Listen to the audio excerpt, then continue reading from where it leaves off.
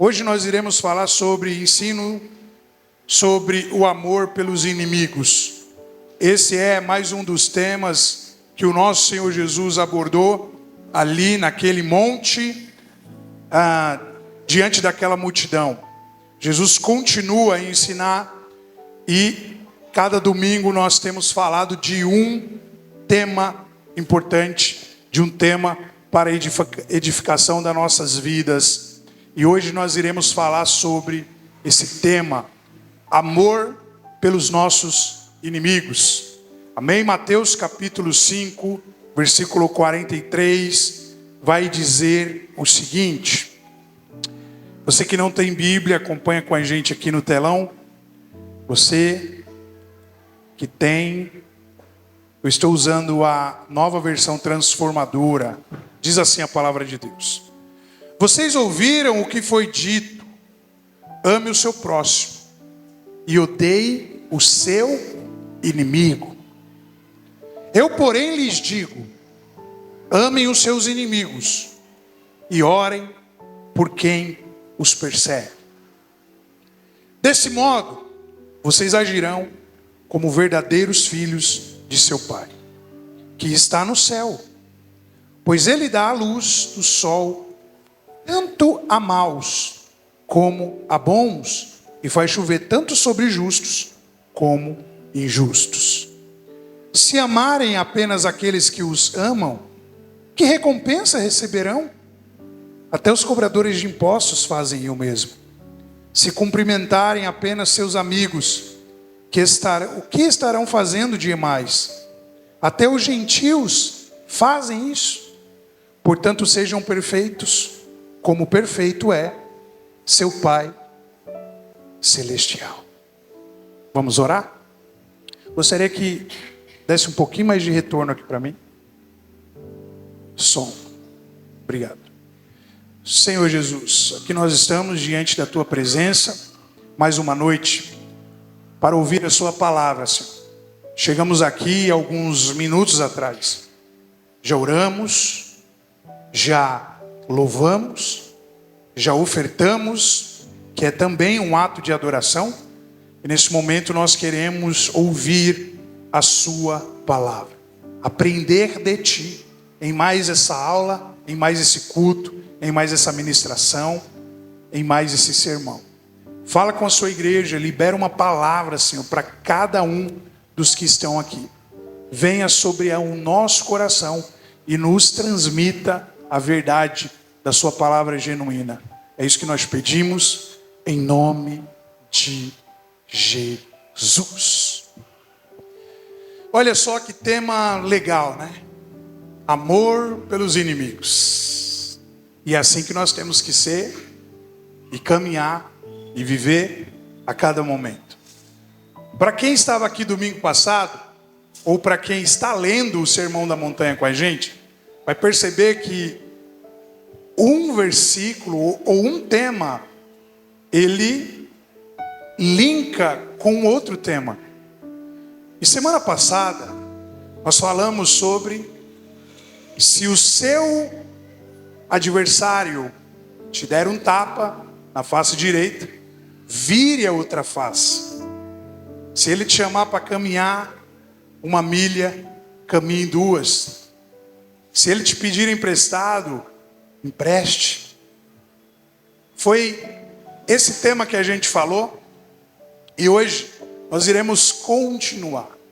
Jesus não se cansa de falar sobre o que nós devemos fazer, ou a forma que nós devemos nos comportar nessa nova humanidade. E é por isso que o tema central do que eu quero falar, diante desse sermão da montanha inteiro, é sobre a nova humanidade que nós estamos inseridos. Porque se somos nova criatura, as coisas velhas já passaram e tudo se fez novo. Então nós precisamos nos revestir desse corpo novo, de novas atitudes, de novas ações, de nova forma de pensar, de nova forma de agir, de nova forma de fazer as coisas. Porque se somos de fato uma nova humanidade, não podemos mais viver a velha humanidade. Ainda que essa velha humanidade ressuscite todo dia e queira nos levar para onde ela está, nós precisamos resistir, ser mais forte, pegar esse corpo da morte que nos cerca e que nos persegue, colocar em cima, aqui nas nossas costas, e continuar levando. Esse é o papel do novo homem, do homem que vive pelo Espírito, do homem que vive pelas novas ideologias, pelas novas ações e pelas novas formas de fazer o que tem que ser feito. Amém? Então tudo que nós estamos pregando aqui, nós iremos ver que o próprio Jesus, ele fala, como ele falou aqui no versículo 44. Eu, porém, vos digo, ele está dizendo, mas nessa nova humanidade, que agora você está inserido neste novo corpo, deve ser dessa forma. E a lei, como eu já mencionei, na antiguidade era exatamente como nós falamos domingo passado, como nós falamos alguns domingos, olho por olho e dente por dente. Se me dessem um tapa, eu teria que devolver. Se me dessem um tiro, eu teria que dar outro tiro, porque as guerras eram o cenário de toda a Bíblia no Antigo Testamento. A gente vai ver desde Noé, desde Abraão, até os profetas, guerras, guerras e guerras. Guerras e mais guerras. Esse era o cenário da lei, o cenário do olho por olho e dente por dente. Se eu recebo, eu tenho que devolver. Então havia na lei uma cultura do interesse pessoal. Eu preciso sair por cima de qualquer situação. O meu próximo, eu não estou nem aí com ele. Se ele vai perder, na verdade eu quero mesmo é que ele perca. Porque se nós for entender a lógica, se alguém se tornou um vencedor, é porque alguém perdeu. E é incrível como a gente vive dois cenários incríveis, né? E a vida é assim, não tem como mudar isso. A gente percebe que no mesmo dia, uma pessoa dá testemunho que foi promovido, e a outra conta um testemunho que foi mandado embora. Essa é a lógica da vida. Para alguém ser promovido, alguém teve que ser demitido. Às vezes, e a maioria das vezes são assim as coisas. Se existe um vencedor, é porque existe um perdedor. Mas que nós não venhamos olhar para esse círculo, para essa cadeia de pensamentos filosóficos, mas que venhamos olhar para aquilo que Jesus está falando nesse texto. Havia uma cultura do interesse pessoal, e essa é a cultura padrão dos nossos dias ainda hoje.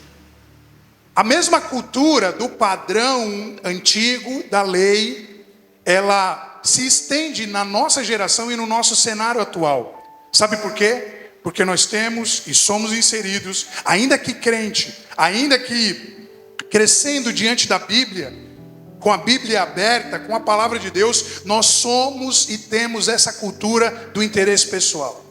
Poucos se importam com o próximo, poucos se importam com o outro, poucos se importam com o vizinho, poucos se importam com o seu amigo. Todos nós estamos inseridos nessa bolha de que nós temos que fazer para nós, de que nós temos que buscar o melhor para nós, de que o outro, eu não estou nem aí com o outro, eu quero fazer o meu pé de meia, eu quero fazer para mim e por mim. Mas Jesus agora, ele desconstrói esse cenário subjetivo, individualista, soberbo, que todos nós estamos inseridos. E o que há nessa sociedade antiga e nessa forma de pensar são interesses intrínsecos, próprios de cada indivíduo. se preocupando com ele mesmo. E na lei o que importava era as vitórias. É isso que importa também para muitos no nosso cenário. É o que eu ganhei. O que eu perdi, eu não quero compartilhar, não me importa, mas eu quero saber do que eu ganhei. Eu quero estar por cima. Eu quero estar dando bom testemunho. Eu quero estar contando vitórias. Eu quero contar que eu passei na FUVEST.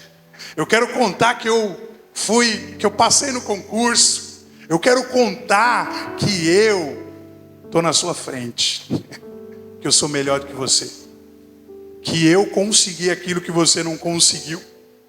E nós vivemos assim. E o Instagram nos diz muito isso.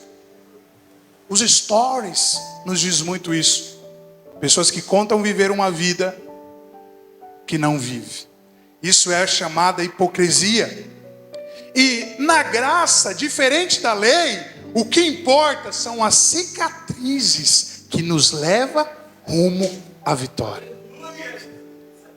Na lei, as vitórias eram o cenário mais importante, a coisa mais importante. Na graça, são as marcas, as cicatrizes. O que eu conquistei, não interessa se eu perdi, não interessa se eu ganhei. O que interessa é que eu fui marcado, é que eu carrego cicatriz, é que eu tenho uma história para contar. E as cicatrizes diz muito sobre nossa história. Vira e mexe, eu olho para alguma cicatriz que quando eu tinha 7 anos, eu levei uma queda braba. Ou eu apanhei, ou aconteceu alguma coisa, ou em um momento ali de brincadeira, a gente se feriu e as cicatrizes ficam. E uma coisa que nós precisamos entender nessa nova criatura, nós iremos carregar mais cicatrizes do que vitórias. Cicatrizes que muitas das vezes nos fez chorar muito. Cicatrizes que muitas das vezes nos fez lamentar. Cicatrizes que nos aproximou de Deus. No momento em que estávamos longe. Mas foi necessário essa ferida, sabe para quê? Para nós voltarmos ao cenário de oração. Foi necessário essa ferida para nós voltarmos a ser o que éramos antes. E eu costumo dizer que cicatrizes nos ensinam mais do que a vitória em si. Eu lamento te dizer, mas nós aprendemos mais com as cicatrizes, com o processo que nos leva à linha de chegada, do que com a linha de chegada em si. E tem gente que ele já quer viver na linha de chegada. Não vai ter sentido para a sua vida, meu querido. Não vai ter sentido para a sua história, não vai ter sentido para a sua caminhada, porque o que nos motiva, porque o que nos leva, porque o que nos move é os processos. E os processos nos movem e nos leva a buscar uma nova vida, a renovar, a cultivar a nossa alma diante de um Deus que pode todas as coisas. Eu quero te dizer uma coisa, que nessa nova humanidade, e nós somos esses novos humanos, nós temos que ser diferentes. Amém? Quantos me entenderam? Precisamos carregar as marcas de um verdadeiro cristão. Precisamos ser diferentes. E alguns diálogos que não cabem mais para todos aqueles que estão na nova humanidade, e eu vim entender isso um pouco tarde, é o seguinte: quando nós falamos com a nossa boca, eu não estou nem aí com os outros, quero dizer que você não tem mais direito de falar isso. São as palavras como: a minha vida não interessa para ninguém, eu não devo satisfação para ninguém, o que importa é a maneira que eu vivo, e o resto, eu não estou nem aí. Eu quero te dizer que tudo importa sim a partir de agora. Sua vida é um livro, ou melhor dizendo, sua vida é a Bíblia que o mundo está lendo. E tudo o que você faz define quem você é. É por isso que você deve satisfação, porque o seu próximo, ele precisa olhar para você e enxergar algo diferente. Então esse diálogo não serve mais para os cristãos, para aqueles que estão inseridos em uma nova humanidade. Eu não estou nem aí com os outros, você está sim. A minha vida não interessa para ninguém, sua vida interessa sim, porque as pessoas estão te olhando, te vendo, te observando, e você tem sido referencial para muita gente. Você tem sido espelho para muita gente, você tem influenciado muita gente. Principalmente nós que servimos, que temos o privilégio de ter esse exercício no reino de Deus.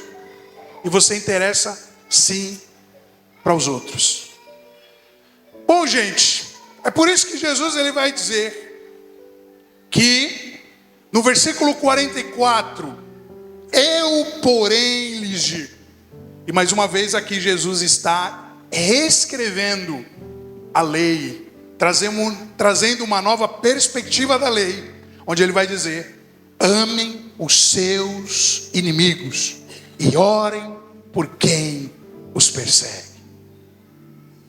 Eu, porém, lhes digo: amem os seus inimigos e orem por quem os persegue. E o amor, em uma perspectiva bíblica, é o amor de 1 Coríntios capítulo 13, versículo 4, onde Paulo vai dizer o seguinte: o amor é paciente e bondoso, o amor não é ciumento, nem presunçoso, o amor não é orgulhoso, nem grosseiro, não exige que as coisas sejam à sua maneira, não é irritável, nem rancoroso, não se alegra com a injustiça, mas sim com a verdade. O amor nunca desiste, nunca perde a fé, sempre tem esperança e sempre se mantém firme. Esse é o amor que nós precisamos transbordar. Ser cheios ao ponto que venhamos transbordar. Para que as pessoas que estão aos nossos redores venham ser também alguém que prove desse amor. Alguém que seja cheio desse amor. E é tudo isso que Jesus está dizendo. Nessa nova humanidade, você precisa amar quem te fez mal. Nessa nova humanidade você precisa amar quem te feriu. Nessa nova humanidade você precisa amar quem te machucou, quem te magoou, talvez com palavras. Porque muitas palavras doem mais do que socos e tapas. Você precisa amar quem te traiu. Você precisa amar e amar e amar sem reservas. Algo difícil quando nós só amamos porque somos condicionados a amar. Algumas pessoas falam que o verdadeiro amor é o amor de mãe. Só que eu quero te dizer que não é. Porque ela ama, porque é dela. É um amor forte. É o que está abaixo. E o único que se enquadra abaixo do amor de Deus é o amor de mãe.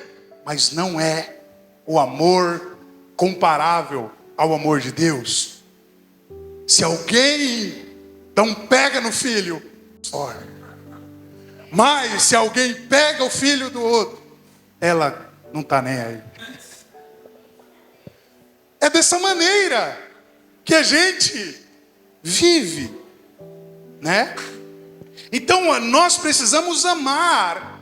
E é isso que Jesus está falando a todo tempo, que na nossa nova humanidade, o amor ao próximo sempre vai nos interessar. Nós precisamos amar o próximo.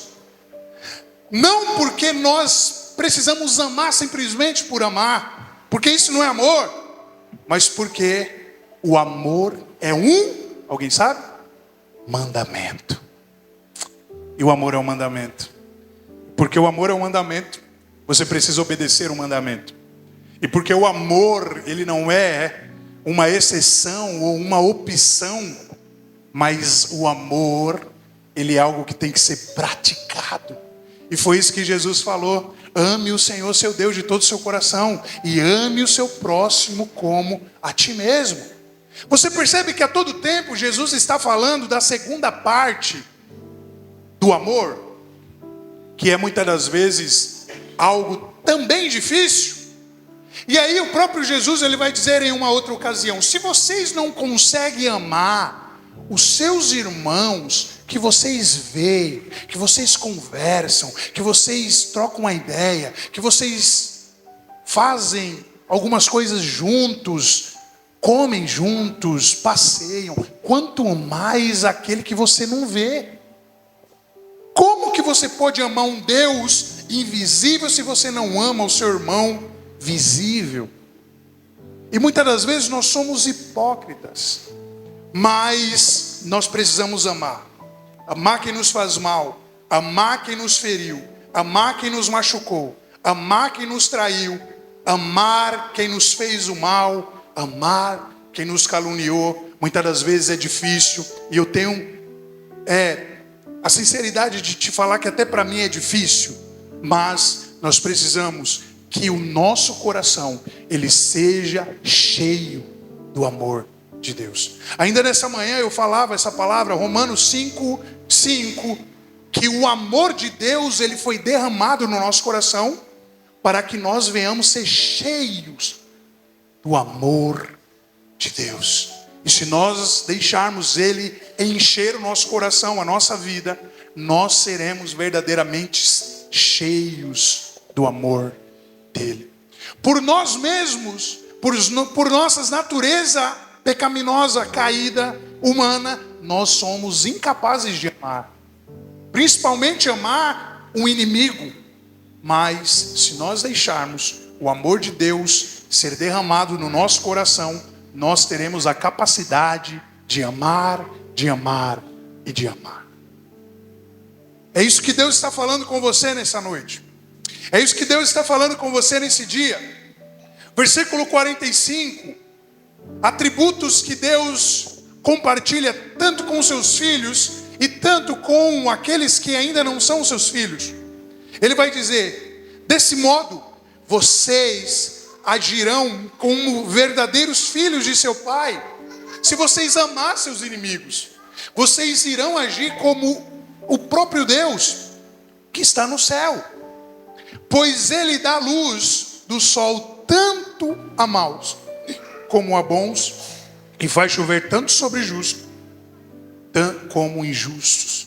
Imagine se Deus, Ele fosse castigar aqueles que te odeiam, que são seus inimigos. Imagine, irmão. O que será que Ele fazia? O que será que Ele seria capaz de fazer? Ele matava todo mundo. Porque todos nós somos pecadores. E o pecado agora, ele nos faz divisão entre nós e o nosso Deus. Imagine aqueles ímpios, aquelas pessoas descrentes que faz o que faz com a palavra de Deus, que faz o que faz com o nome de Jesus, com o nome do Yahvé. Imagine o que Deus seria capaz, é isso que Ele está falando.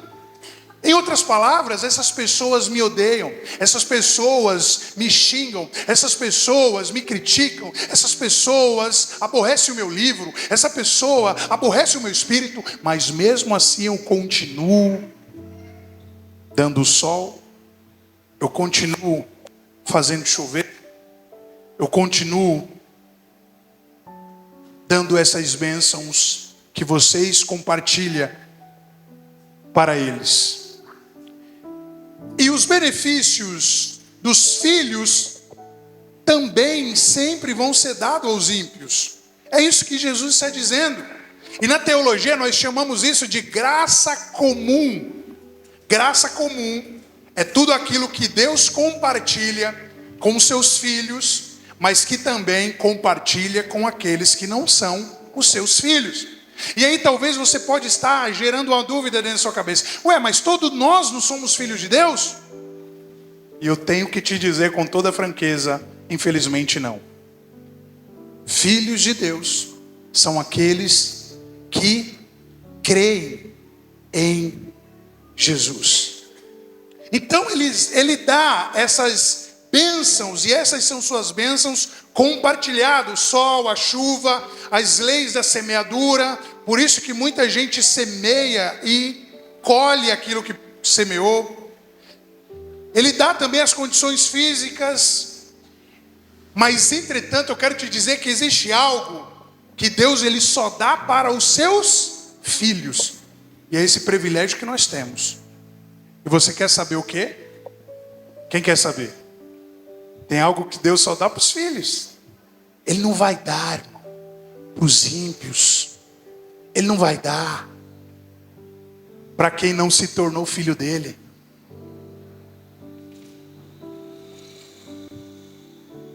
Olha só o que diz João capítulo 1, versículo 11. Ele veio ao seu próprio povo e eles o rejeitaram, mas a todo que creram nele e o aceitaram, todos os que creram e que aceitaram, ele deu o direito de se tornarem filhos de Deus. Você crê em Jesus? Você aceita? Então você é filho.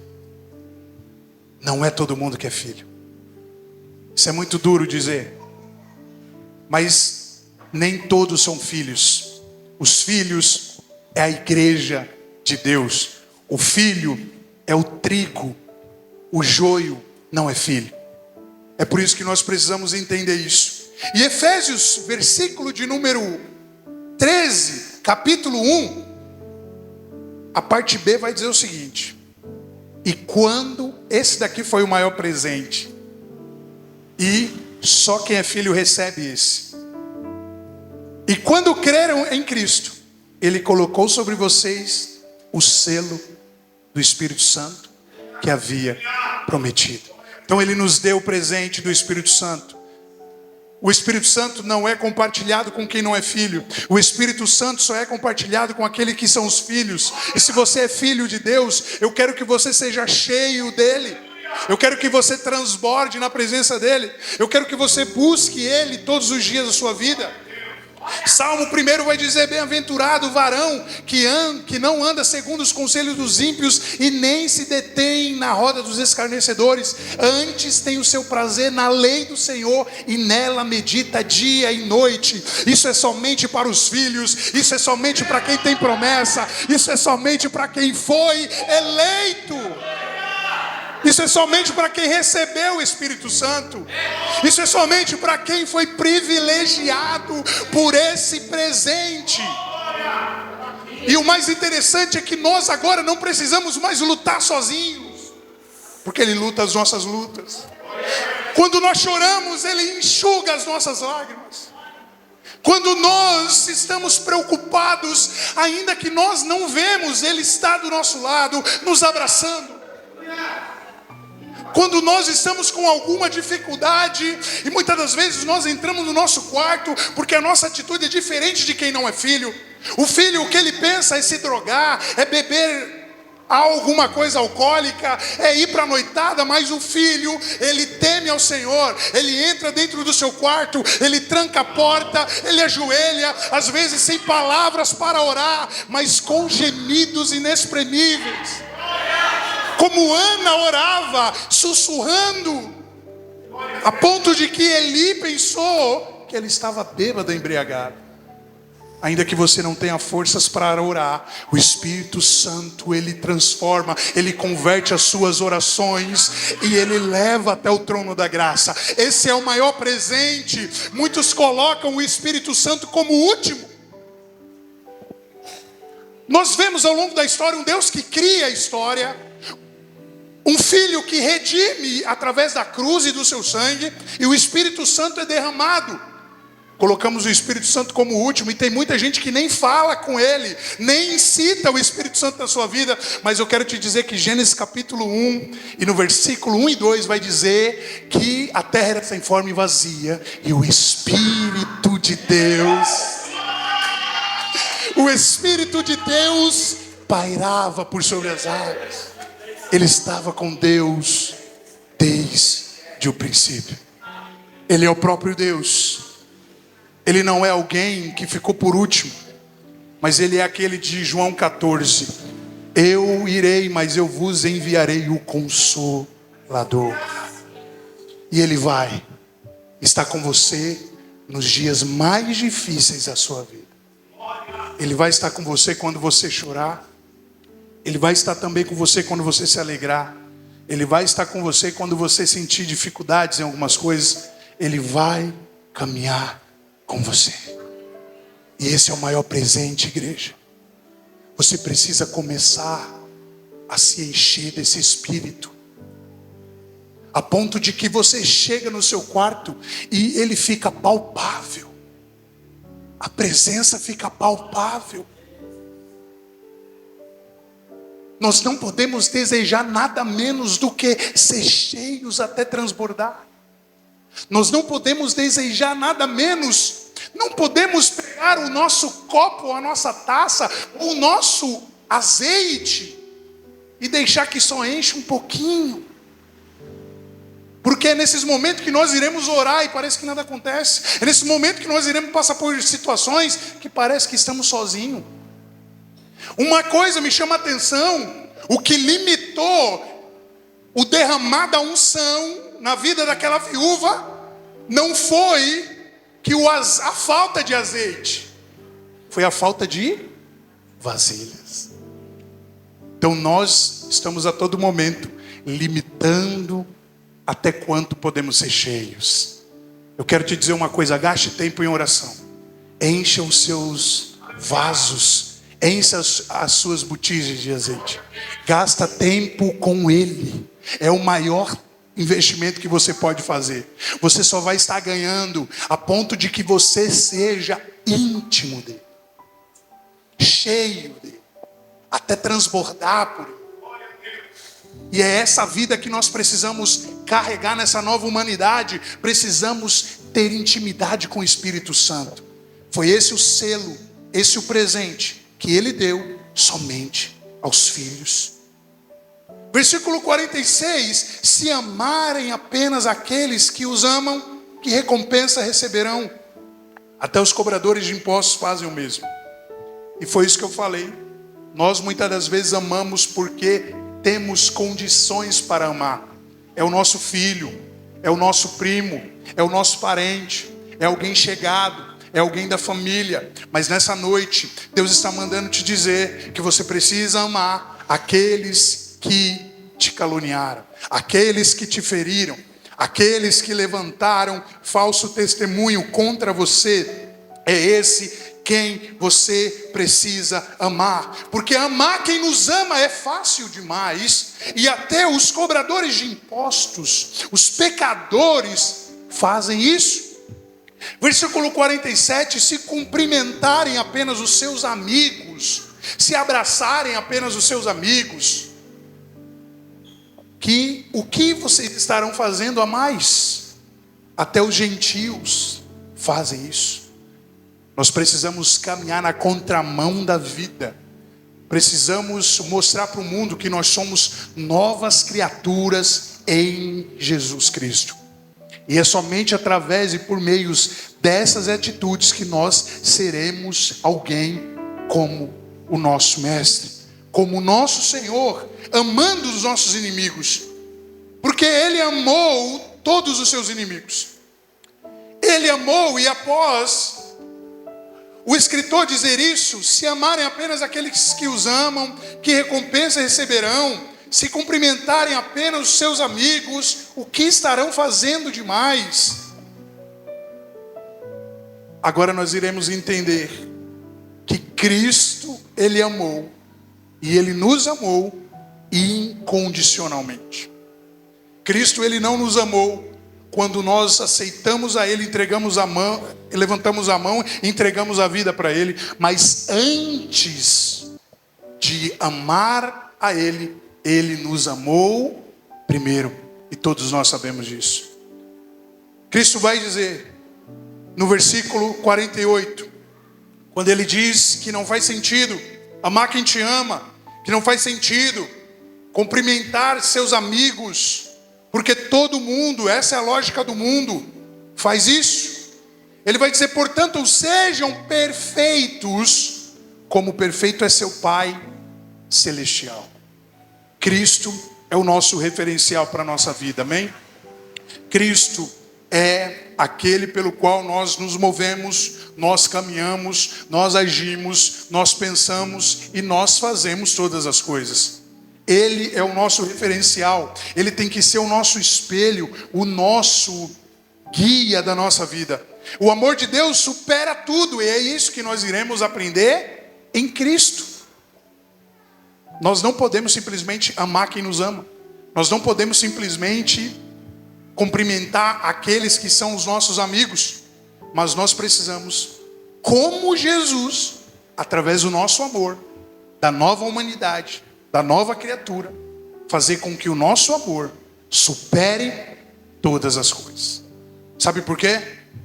Porque Jesus foi Ele que amou quando o mundo te odiou. Foi Jesus que amou quando te maltrataram. Foi Ele que amou quando te traíram. E essa é uma das cenas que assusta a psicologia. É o beijo de Judas. Jesus amou quando te bateram. A todo tempo Ele amou. Ele amou quando te xingaram. Ele amou quando colocaram uma cruz para Ele carregar. Ele amou quando colocaram nele uma coroa de espinhos. Ele amou quando bateram tanto nele que os seus pulmões já não podiam mais respirar. Ele amou quando fizeram ele carregar uma cruz até o Gólgota. Ele amou em todo o tempo. Ele amou os que lhe xingaram, que te cuspiram, os que lhe ofenderam. Ele amou aqueles que penduraram Ele numa cruz. Ele amou aqueles que zombaram deles. E Ele amou sobre todas as coisas. Você acabou de assistir um vídeo e eu já quero que você compartilhe esse vídeo, deixe o seu like, ative as notificações para quando nós postarmos novos vídeos aqui no nosso canal, o YouTube ele possa te notificar. Que Deus abençoe sua vida, obrigado por assistir esse vídeo, até a próxima, que Deus te abençoe, um forte abraço, valeu!